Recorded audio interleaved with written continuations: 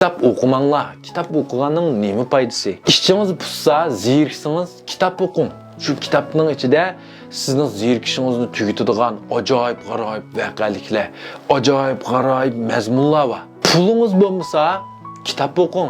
Çünkü kitap okuganda aldı bilen ehmiyetsiz, vaqtingizni israf qilgan, pulungizni israf qilgan ishlardan saqlana alaysiz, tijiyalaysiz.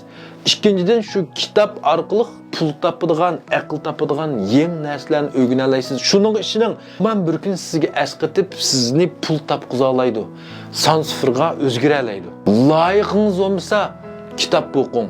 Çünkü Cahan renaları içinde bilimdek bir güzel yer yok. Şunamı? Az salapetlik olmuşsunuz, kitap okun.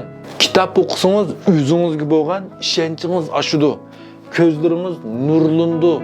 Cəlib qılarlığınız aşıdı. Salapet koşudu. Özünüz aciz, bəstiniz kiçik olub qalsa, kitap okun. Çünkü bilgi güçlük birini yene, bilim güçlük mingni deptike konular. Bunda qaysi kitapni okuyma, nereden setip okuyma deganlar, adi kitapni göncu qıvilib, çuçuanga kirib baxsanlar, nurg'un yüz, yaxshi, baz, azan, sübetlik, bavyol kitaplarni kirib qo'ydim.